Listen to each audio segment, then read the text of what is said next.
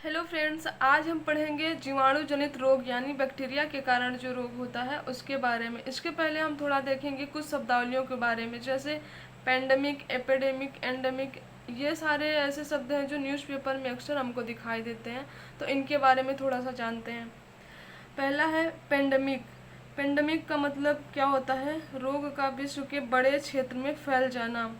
ये question UPPSC 2015 में आया हुआ क्वेश्चन है। और इसका एग्जाम्पल है कोविड-19। कोविड-19 आप लोगों ने देखा होगा कि काफ़ी मतलब पूरे वर्ल्ड में फैल गया था, पूरे वर्ल्ड में इसने प्रभावित किया लोगों को। तो कोविड-19 जो है वो पेंडेमिक का उदाहरण है। उसके बाद देखेंगे एपिडेमिक।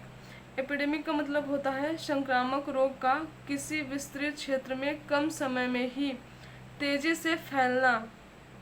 इसका एग्जाम्पल है चिकनगुनिया। हमारे भारत में चिकनगुनिया बहुत तेज़ी से फैला। और स्वाइन फ्लू, ये दोनों जो है एपिडेमिक एग्जाम्पल्स हैं। एंडेमिक। एंडेमिक का मतलब होता है रोग का सीमित क्षेत्र विशेष या जनसंख्या में अस्थायी रूप से रहना या फैलना। इसका एग्जाम्पल है जापानी इंसेफ्लाइटिस। हमारे उत्तर प्रदेश के पूर्वांचल में आप देखेंगे तो वहाँ पे जापानी इंसेफ्लाइटिस जो है एंडेमिक है। वहाँ पे बहुत ज़्यादा देखा जाता है जापानी इंसेफ्लाइटिस को। आगे देखेंगे जीवाणु जनित रोग या बैक्टीरिया के कारण होने वाले डिजीज के बारे में।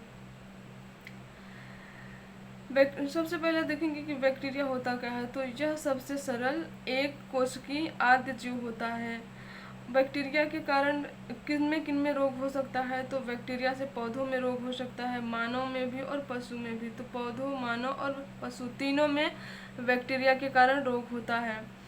आगे देखेंगे बैक्टीरिया के कारण रोग, ये बहुत इंपॉर्टेंट है। और ये सभी जो है यूपीपीएससी, आरओ और यूपीएससी के लिए आते हैं सम्मिलित करने के लिए। तो जैसे वायरस, बैक्टीरिया, फंगस, एल्गी, ऐसे ऑप्शन दे दिया जाता है और कहा जाता है कि कौन सा रोग किस से संबंधित है। तो इसको हमें बहुत अच्छे से कवर करना है। पहला देखेंगे क्षय रोग। क्षय रोग जो है ये ट्यूबरक्लोसिस इसको बोला जाता है और टीबी भी इसको बोला जाता है। दूसरा है प्लेग। उसके बाद हैजा। हैजा को कॉलेरा भी बोला जाता है। डिप्थीरिया, काली खांसी। परट्यूसिस इसको बोला जाता है, काली खांसी को। आगे देखेंगे निमोनिया। निमोनिया जो है, निमोनिया भी बैक्टीरिया के कारण होता है। टाइफाइड, टेटनस, सुजाक, सिफिलिस, कुष्ठ रोग, ये सारी बीमारियां जो है हमने एक जगह इसको लिखा है।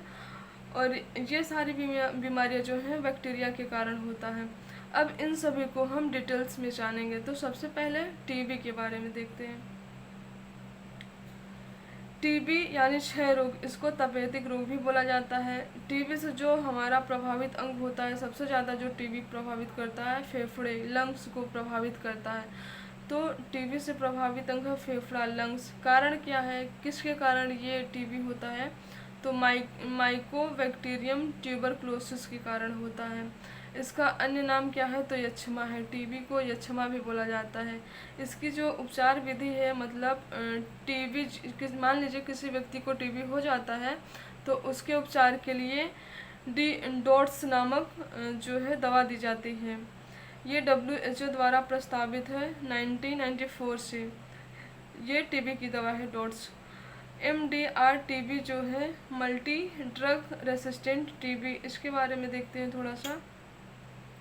तपेदिक के बैक्टीरिया पर एंटीबायोटिक औषधियों का प्रभाव खत्म हो जाता है, जिसके कारण DOTS या दवाइयों का कोई भी मतलब कोर्स पूरा न करना, जिसके कारण ये MDR टीबी हो जाता है। इसके लक्षण क्या है? टीबी के लक्षण क्या हैं? तो कफ के साथ खांसी आती है। मान लीजिए अगर किसी व्यक्ति को खांसी हो जाता है तो उसको कफ के साथ खांसी आएगी, बलगम में खून आएगा। इसके लिए जो टीबी के लिए वैक्सीन दी जाती है वो BCG, बैसिलस कालमेट, ये जो क्यूरिन, ये जो है BCG वैक्सीन दी जाती है जिस व्यक्ति को टीबी हो जाता है। आगे देखेंगे ये जो BCG है इनके खोजकर्ता कौन है? तो एल्बर्ट कॉमेट हैं और कैमिल गुएरिन हैं। BCG का टीका जो है नवजात शिशु को जन्म के तुरंत बाद लगाना चाहिए, बहुत ज़रूरी होता है। आगे देखेंगे दूसरी बीमारी है प्लेग। प्लेग जो है ये गुजरात में अक्सर देखे होंगे प्लेग बहुत भारी मात्रा में फैला था। तो प्लेग जो है, प्लेग से प्रभावित अंग है फेफड़ा एवं लसिका ग्रंथि। तो प्लेग से सबसे ज़्यादा फेफड़ा और लसिका ग्रंथि प्रभावित होती है। कारण क्या है? तो पास्चुरेला या पेस्टिस या यर्सीनिया पेस्टिस बैक्टीरिया के कारण ये फैलता है प्लेग। रोगवाहक क्या है? पिस्सू है।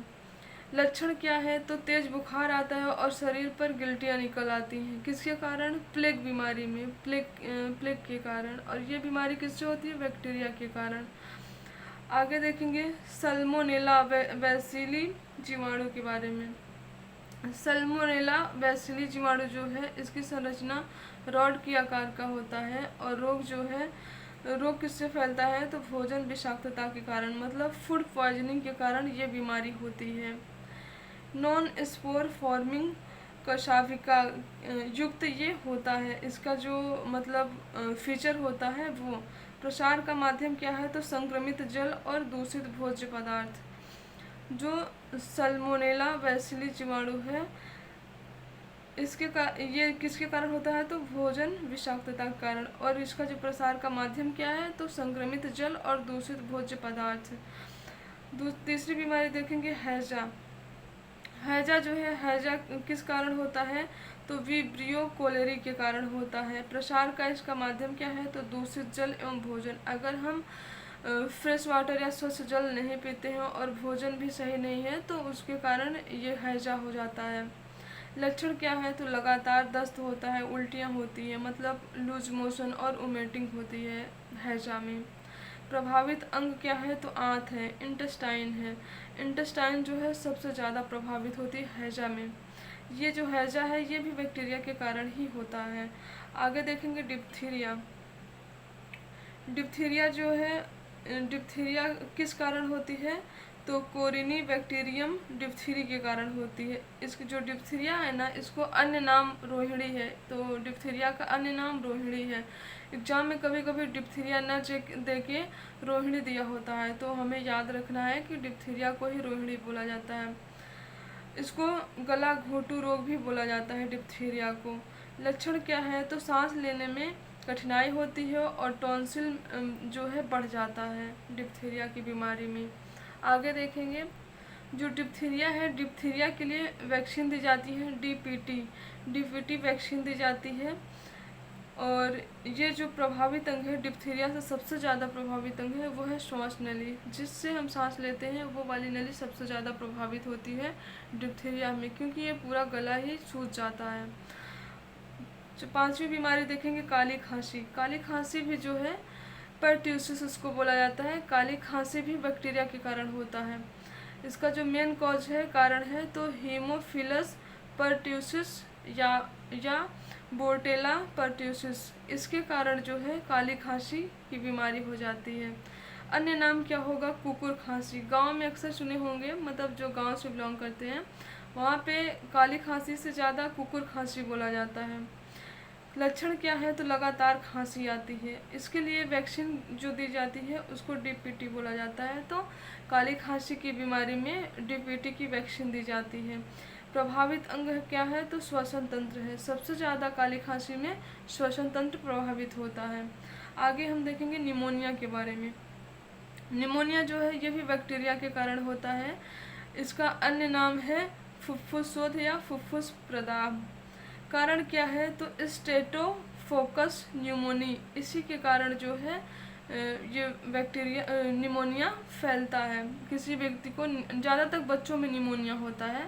लक्षण क्या है? तो तेज बुखार आता है, फेफड़ों में पानी बढ़ जाता है। वैक्सीन जो दी जाती है उसको बोला जाता है न्यूमोकोकल वैक्सीन। ये जो है निमोनिया अगर किसी बच्चे को, ज़्यादातर बच्चों को होती है, अगर किसी बच्चे को हो जाती है तो उसको जो वैक्सीन दी जाती है वो न्यूमोकोकल वैक्सीन दी जाती है। प्रभावित अंग क्या है? तो फेफड़े हैं। निमोनिया से सर्वाधिक प्रभावित अंग फेफड़े हैं। आगे देखेंगे टाइफाइड के बारे में। टाइफाइड का अन्य नाम है आंत्रज्वर या मियादी बुखार। कारण क्या है? सल्मोनेला टाइफी, इसी के कारण जो है टाइफाइड होता है। प्रभावित अंग क्या है? तो आंत, इंटेस्टाइन सबसे ज़्यादा प्रभावित होता है टाइफाइड की बीमारी में। वैक्सीन जो दी जाती है वो टैब दी जाती है, TAB। ये वैक्सीन टाइफाइड में दी जाती है। संचार का माध्यम क्या है? तो गंदा पेयजल। अगर हम गंदा पानी पीते हैं तो संभावना बढ़ जाती है कि हमको टाइफाइड हो सकता है। तो संचार का माध्यम गंदा पेयजल है। और लक्षण क्या है? तो तेज बुखार आता है और सिर दर्द होता है। आगे देखेंगे टिटनेस। टिटनेस, ये जो टिटनेस होता है ये भी बैक्टीरिया के कारण होता है, और इसका जो कॉज है वो है क्लास्ट्रीडियम टिटेनी, इसी के कारण होता है टिटनेस। अन्य नाम क्या है? धनुष्टकार या लॉक जॉक भी बोला जाता है। एग्जाम में अक्सर धनुष्टकार या लॉक जॉक के नाम से आता है कि किस बीमारी को बोला जाता है, तो टिटनेस को बोला जाता है। लक्षण क्या है? तेज बुखार आता है, शरीर में ऐंठन होती है और जबड़ा बंद होना शुरू हो जाता है। किस में? टिटनेस की बीमारी में। वैक्सीन जो दी जाती है वो DPT वैक्सीन दी जाती है। प्रसार का तरीका क्या है? तो मुख्यतः जंग लगे लोहे या धातु के टुकड़ों के घाव से संक्रमण होता है। अक्सर आपने देखा है कि अगर हम कोई काम कर रहे हैं, अचानक हमारे पाँव या हाथ में कहीं भी लोहा लग जाता है, तो ये होता है कि सबसे पहले जाके वैक्सीन लगवाओ। क्यों? नहीं तो फिर टिटनेस हो जाता है। प्रभावित अंग क्या है? तो सबसे ज़्यादा प्रभावित अंग है तंत्रिका तंत्र, मतलब नर्वस सिस्टम। सबसे ज़्यादा हमारा नर्वस सिस्टम प्रभावित होता है। अब हम दूसरी बीमारी को देखेंगे, सुजाक बीमारी जो है इस किस कारण होती है? तो निशेरिया गोनोरी के कारण। प्रभावित अंग क्या है? तो मूत्र मार्ग है। सुजाक बीमारी में मूत्र मार्ग सर्वाधिक प्रभावित होता है। लक्षण क्या है? तो मूत्र मार्ग में सूजन आ जाता है। प्रसार का माध्यम क्या है? तो असुरक्षित यौन संबंध। अगर असुरक्षित यौन संबंध कोई बनाता है तो संभावना बढ़ जाती है कि उसको सुजाक नामक बीमारी हो जाए। आगे देखेंगे सिफिलिस। सिफिलिस जो है किस कारण होती है? तो ट्राइपोनेमा पैलिडम के कारण होता है। प्रसार का माध्यम क्या है? तो असुरक्षित यौन संबंध है। लक्षण क्या है? तो शीशन में घाव हो जाता है। प्रभावित अंग क्या है? शीशन। आगे देखेंगे, आगे हम कुछ एंटीबायोटिक दवाओं के बारे में जानेंगे, एंटीबायोटिक मेडिसिन के बारे में। ब्रॉड स्पेक्ट्रम एंटीबायोटिक जो है जीवाणु जनित विभिन्न रोगों के लिए प्रभावी है और ये दी भी जाती है एंटीबायोटिक। उदाहरण इसका क्या है? तो क्लोरोफेनिकॉल है। अन्य नाम इसका क्या है? तो क्लोरोनाइट्रोमाइसिन। ये अक्सर दी जाती है एंटीबायोटिक के रूप में। दूसरी है पेनिसिलिन। पेनिसिलिन के जो खोजकर्ता थे, ये क्वेश्चन पूछा जाता है अक्सर कि पेनिसिलिन के खोजकर्ता कौन है? तो अलेक्जेंडर फ्लेमिंग हैं। वर्ष 1928 में इसकी खोज किए थे। किसकी? तो पेनिसिलिन की। पहली एंटीबायोटिक है पेनिसिलिन। ये भी पूछा जाता है कि पहली एंटीबायोटिक कौन सी है? तो पेनिसिलिन है। प्राप्ति क्या है? तो मतलब किससे प्राप्त किया जाता है? तो पेनिसिलियम नोटेटम कवक से प्राप्त किया जाता है ये। उसके बाद और एंटीबायोटिक को देखेंगे, नैरो स्पेक्ट्रम एंटीबायोटिक। ये जो है सीमित जीवाणुओं के विरुद्ध ही प्रभावी होती है। उदाहरण एमॉक्सिलिन, पेनिसिलिन। आगे देखेंगे सल्फा दवाइयों के बारे में, सल्फा ड्रग्स के बारे में। ये क्वेश्चन यूपीएससी में पूछा गया था कि सल्फा ड्रग्स जो होता है ये किस में काम करता है? तो ये बैक्टीरियल डिजीज में। सल्फा ड्रग्स जो है बैक्टीरियल डिजीज में दी जाती है। तो जीवाणु या बैक्टीरिया से संबंधित रोगों के लिए दिया जाता है क्या? सल्फा ड्रग्स, सल्फा दवाइयाँ। आगे हम देखेंगे कुष्ठ रोग के बारे में। देखें, कुष्ठ रोग जो होता है ये भी बैक्टीरिया के कारण होता है। कुष्ठ रोग भी। संचार का माध्यम क्या है? तो शारीरिक संपर्क से प्रसार। किसी व्यक्ति को मान लीजिए कुष्ठ रोग हुआ है और उससे मतलब कोई संपर्क में आता है तो उस व्यक्ति को भी हो सकता है। कारण क्या है? तो माइकोबैक्टीरियम लेप्री व माइकोबैक्टीरियम लेप्रोमाइसिस, ये जो है इसके कारण ये कुष्ठ रोग होता है। विशेष तथ्य, वर्ष 2005 में भारत कुष्ठ मुक्त घोषित हुआ। हालांकि अभी भी कहीं कहीं देखा जाता है कुष्ठ रोगी को, कहीं न कहीं दिखे जाते हैं।